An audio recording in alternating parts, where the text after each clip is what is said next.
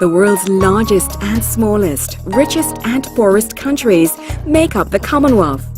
54 independent states working together towards shared goals. The Commonwealth celebrates Commonwealth Day every year on March 14th, designated since 1977 to promote understanding on global issues, international cooperation, and members' work.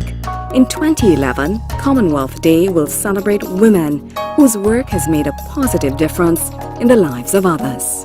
In the past 2 decades, the role of women in Caribbean development has been changing significantly. In the 1970s, few female voices were heard. But in the 80s and 90s, women in the region gradually began to take their place in academia, politics, and the global movement for women. The Parliament of Trinidad and Tobago marks Commonwealth Day 2011 by sharing with 3 unique women who have transformed their lives and the lives of others. When I started doing this work with the Domestic Workers Union, I was about 27 years. Ida Le Blanc is General Secretary of the National Union for Domestic Workers, NUD. A founding Caribbean Regional Coordinator for the International Domestic Workers Network, locally, Ida fights for the rights of domestic and other low-paid workers. I started this work following the footsteps of my mother, Clotilde Walcott, deceased, in trying to help her because I saw her working so hard trying to do something for domestic workers in Trinidad and Tobago. So I felt that I had to assist my mother because she wasn't getting a lot of assistance at that time. So that is what had me helping. And then sometime in 1990, Selma James from the International Wages for Household campaign sent for Clotilde and I to attend an international conference, and there was my life, my whole life began. The life of trying to focus on protection for domestic and all other low-income workers who are primarily women. Ida describes why domestic workers need representation. In Trinidad and Tobago, we have the Industrial Relations Act, and under that act, they give a definition of who is a worker, and it's under that domestic workers are specifically excluded as being a worker. Now, under the Minimum Wages Act, we have the Household Assistant Order, which make provisions for the domestic worker, and they are considered as worker under that act. So this becomes very difficult for domestic workers because we are unable to bring cases of dismissal, wrongful dismissal of domestic workers to the level of the Ministry of Labor, and also for recourse at the Industrial Court. Initially lacking confidence, Ida sought to educate herself about representing workers. After I attended the conference in Vienna in 1990 and I came back, one of the things, colloquial rules were that when you attend any conference, you must report back to your constituency here in Trinidad and Tobago.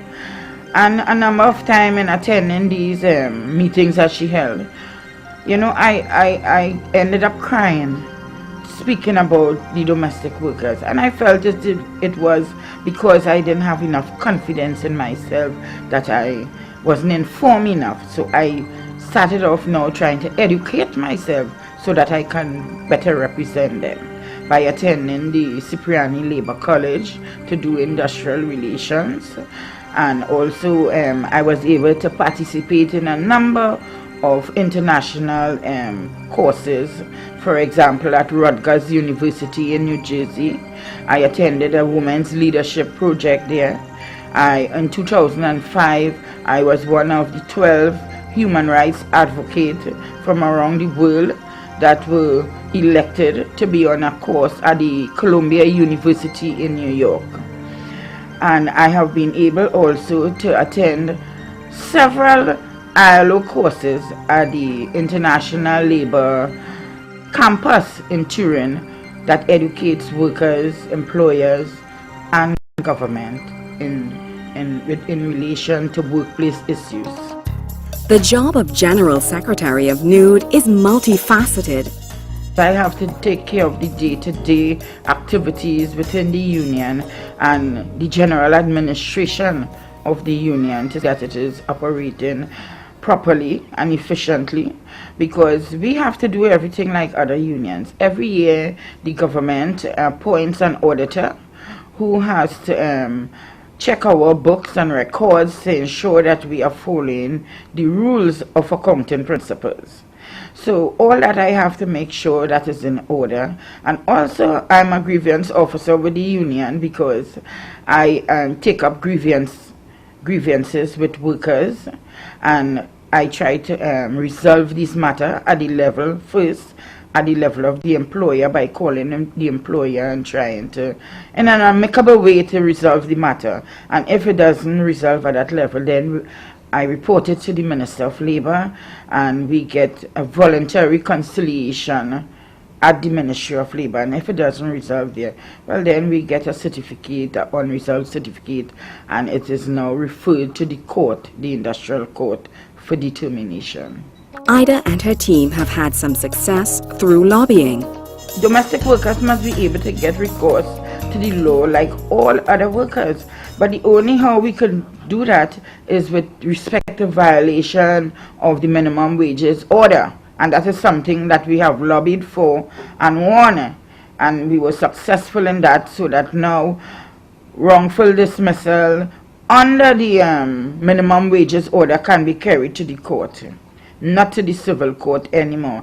We was able to get government to change the jurisdiction from the civil court to the industrial court, so that the domestic workers could easily enjoy that kind of protection. Because in Trinidad and Tobago, domestic workers are not allowed to get legal aid. You know, legal aid is if a criminal did some kind of activity, they will be able to go and get legal aid. But domestic workers are unable to access legal aid in this country.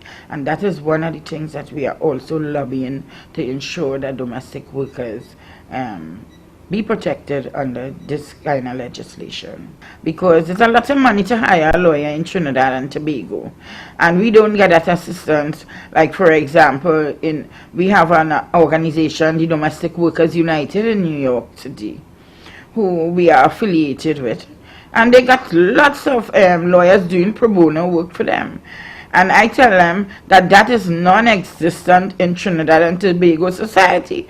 Everyone say, yes, domestic workers must get help, but nobody will put out a hand to help us. Although we have been knocking on lawyers' door asking for help, we are never helped. The struggle of domestic and low-paid workers is an international one. In 2006, Ida joined her fellow activists to form the International Domestic Workers Network. We decided to start off with that international network and lobby the ILO to come up with protection for domestic workers. So I am one of the founding members of that international network, and at present I am the Caribbean coordinator. They have given me the mandate to come and try to organize domestic workers organization throughout the Caribbean.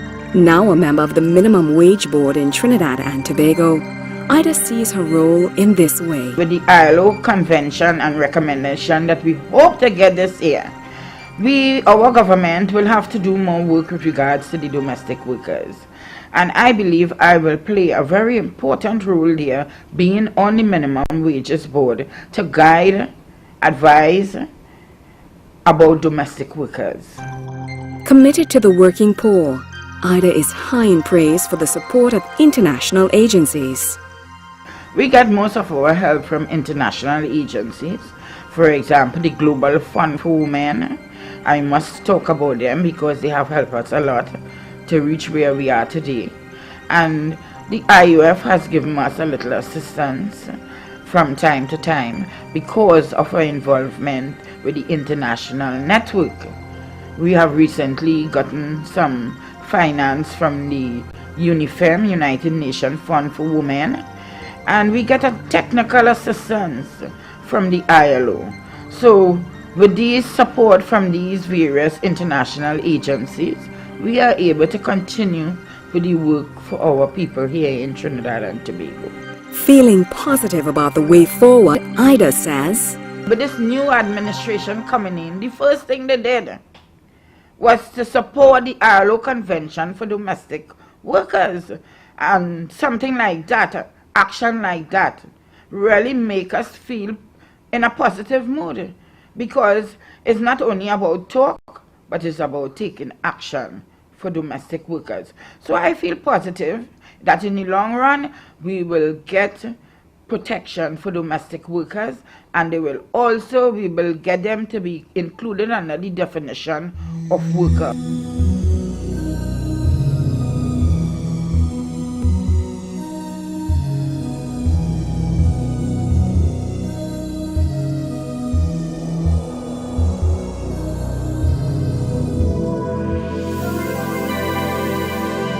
I came out in 1999. Well, I was in there for murder and also robbery. Claudine Felix is now head of a new foundation called Woman Thou Art Loosed. Committed to the transformation of former female prisoners, this organization is in its embryonic stages. At 22, Claudine was a single mother of 2, pregnant and in prison. She shares glimpses of a 12-year incarceration and how she transformed her own life. To me, I had a good childhood coming up, and I believe within a person, people just want to say, maybe some parents can have a say, but as I just tell people, I can't blame my parents, because really and truly, they try their best to send me to school. They make sure I have clean sneakers, clean bodies, comb my hair, my belly full in the morning time. But when I reach out and I am amongst the school girls and school boys, there was a different Claudine.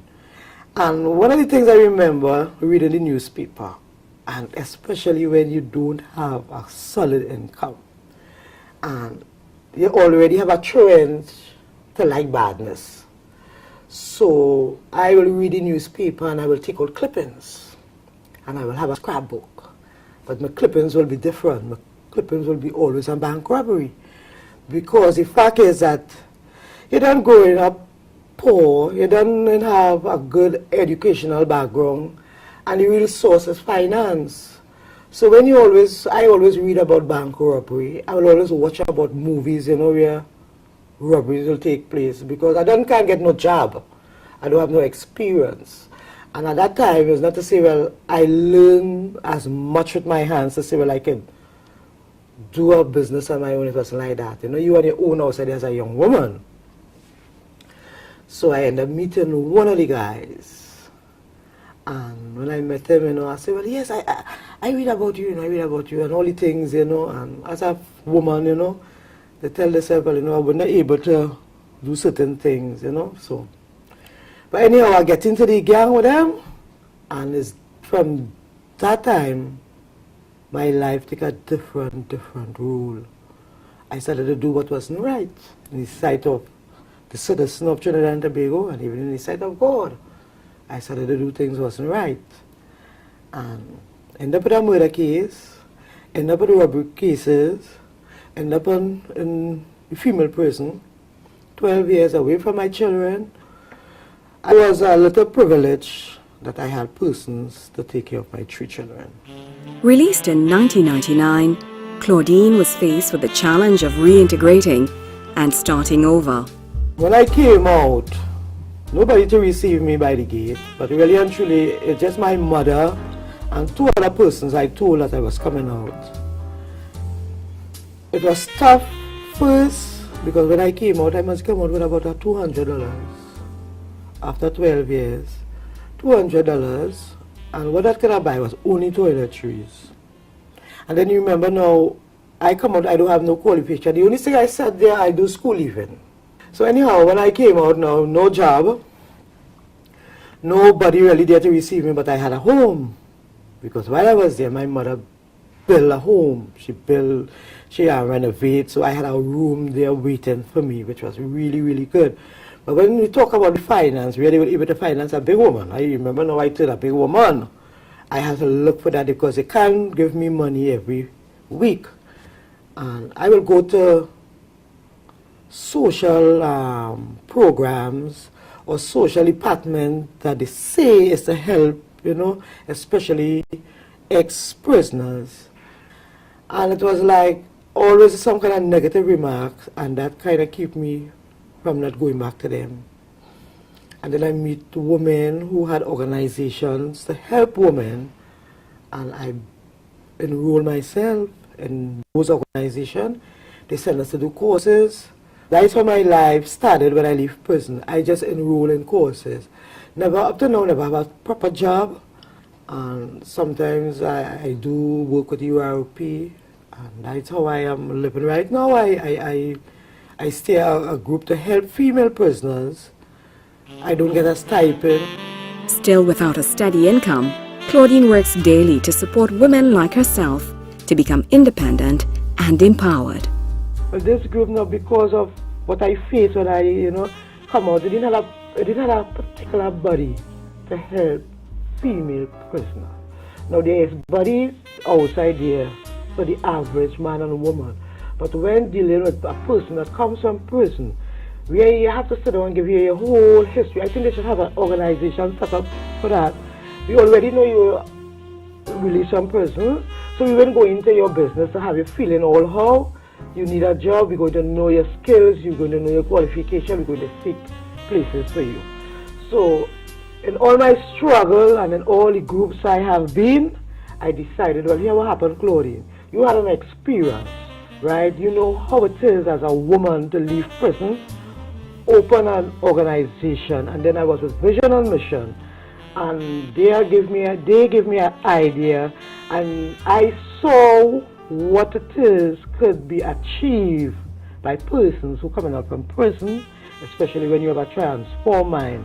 So I set myself to have an organization to help ex-female prisoners and even to help female prisoners, and we named the organization Woman That Was Loose Foundation. We carry the scripture Luke 13:12, and our main objective is really to have a home for women, not so much as a halfway house, but a home where that when they leave the prison and they don't want to go back into society, especially into the area that they come out from, they may be living in a crime area that will be infested with drugs. They might leave an abusive husband, they may leave a husband who never really helped them, they may leave an apartment and spend the time in prison. When they come out, they have nowhere to stay.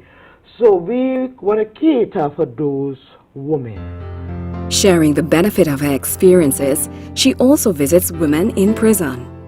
Because of my experience, and I was there, and now I come back, I can tell them, hello, don't feel when you leave here, you're going out and meet a bed of roses. Right? You have to stop your isms causing in prison, and really, because you could get tired up in prison, you could get very comfortable. You understand? Even though there is days of hardship and frustration, but there is also days that make you feel comfortable, and you could get carried away by that and say, well, there's nothing, man, outside nice. And when you reach outside there, persons who come to visit you now is because the sympathy, they have sympathy on you, and you cannot help yourself, so they're going to come visit you. If it's your father, your mother, your brother, whosoever, they will bring whatsoever you need by the gate, because you're not working in there to say you're going to have a salary to buy or purchase whatever you need, so they're going to bring it. But when you leave there and you go out, you have to stand on those feet. And then if you leave children out there, and if you don't have no qualification, well, darling, you will either go back, or you will struggle so much that you might want to end up taking your life. Because I have known instances where people come out and they can't catch themselves, and they try to take their life. I have no woman who come out and they can't catch themselves and say, see me, I go back and sell my drugs. And they go back straight into what take them into prison. The only thing, they do it better. Now in her mid-50s, Claudine is undaunted. I feel that I am achieving my purpose, and I feel that, my person, because as I tell you, when I sit down or lie down, I reflect on my upbringing as a youth woman. I didn't have to do what I did. I didn't have to. So persons who may be hearing or listening to me, don't feel you could go out there and commit crime and go in prison and feel, well, I will come out and I will do things. Not everybody, because things of prisoners come out and they go back into same crime life. Some of them ain't go back into crime life, but they live a normal citizen life. So it's up to the individual. Don't study the average persons. They may be getting a lot of things, you know, but you just keep in the word and God will take you straight through. The race is not for the swiftest, but it's for those who endure. I was first inspired from a very small child, as early as I could remember myself. Now an icon in the fashion industry, Heather Jones displayed her creative genius from an early age. With modest beginnings and an arduous journey, Heather tenaciously wove the fabric of her life to become a premier fashion designer in the global marketplace. On the age of 7, my mother was a seamstress. She was the neighborhood seamstress, and my mother was the most creative woman I knew. And she even made costumes, costume jewelry, bags. So I grew up in a very creative environment as early as I could remember myself. From the age of 7, I understood how to put a dress together and a doll. And also, I pick up scraps under the machine. I'm always sewing. I'm always there with my mother looking at what she's doing. So I guess that was my earliest inspiration. I guess she was the beginning of my dreams. Keeping that passion alive, Heather captured the attention of her peers at secondary school. Going to school was another story, because going to school, I draw all the time. I am always sewing. Lunchtime, I'm always in the washroom with the girls fitting on some outfit. I'm always doing something in the line of beauty or fashion on a lunchtime. Her early influences came from her immediate environment. After I left school, I found myself on the drag on Independence Square. What attracted me to the drag is the creative energy I found there. Art always attracted me. The creative industry made me feel really happy and good about myself. And at that early age, I knew what direction I wanted to go in, so there's where it began for me. Seeking to develop her raw talent, Heather sought training from an expert. I went to Fitz Blackman on Independence Square, number 78 Independence Square. I can never forget that address. Why I went to Fitz Blackman? Because I knew that he was the bespoke tailor in Port of Spain at the time. And I also knew that he sewed for Dr. Eric Williams. And in my head that I wanted to create professionally made garments. I did not want the run-of-the-mill seamstress clothes where you stitch a garment and it's rawage on the inside. I wanted well-done pieces. A young woman among tailors, she recalls an important lesson that made a lasting impact. One day, I made a plaid jacket. I had to mount a plaid jacket, and when I was finished putting the jacket together, pressed the jacket, it was on the hanger. He passed, and I pressed it right where he would pass on a lunchtime so that he will observe it. And when he passed, he saw it, he said, "Who made this jacket?" And I was so proud to say me, because all the tailors were looking at it and saying how good it was. So when I was so proud to say it was me, and then he got very serious and he said, "This is not good. Take it apart and put it back together." And I was saying, but why me? Why is he doing this? But I put it back together and I hung it back up so that he would see it when he passed in. And when I caught his attention a few days after, he looked at me and he said, "Young lady, it's time to leave. Let this be your stepping stone." With little formal training and much enthusiasm, Heather Jones took her entrepreneurial spirit to Independence Square. We went to Independence Square and I had a table and a bench. There's where I started. I used to go to Najib or go to the tannery on the Vitam Estate and buy leather, strip it, make belts, produce belts, make baby sandals, make leather accessory like purse, bags, and there's where it started for me. And every day I will create something beautiful, but in the meantime, I continue to develop my art of sewing. So what it is I did, my school friends would still come visit me. I would make things for my friends, for women who I knew, people who I met. Anybody who would bring me a piece of fabric, I would be blessing them and welcoming them because I would be getting the opportunity to practice my art. And I did that for 3 years. I sewed for anybody free just to get the opportunity to work on different textures, different styles, for different body styles, and to develop my art. An important thread in the fabric of her life, Heather remembers her first clients. I remember I worked for this woman. She used to come in from Canada and bring all these beautiful fabrics in a suitcase, and this time she brought silks. And I never worked on silk chiffon before, and and it was expensive fabric. And she said, Heather, you cut that fabric. If the fabric spoil, it is material. We'll buy more. And trust yourself. You could do this, man. I trust you. And I produced those garments for her. And I remember after producing the garment for the lady gave me $400. That was plenty money. And she said, don't you ever sew for me free again. She said, you are good. Your work is excellent and you're ready for the market. Another client of mine, Miss Huggins, I used to work for Miss Huggins all the time, and this day Miss Huggins said to me, Heather, when I go home in a garment, it is a holistic experience. She said, Heather, I have to give you this money, and she gave me $300.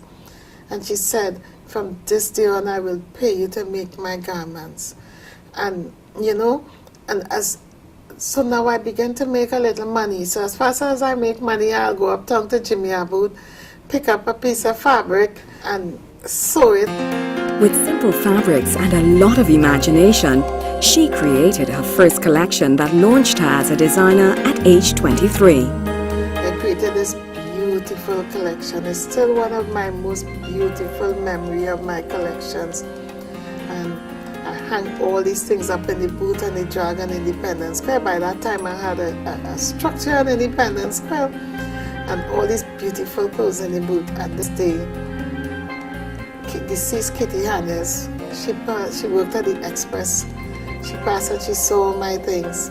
She went back to the Express. She called Peter Blood. She called Rosemary Stone, David Walcott, this guy, Keith Shepard, all of them.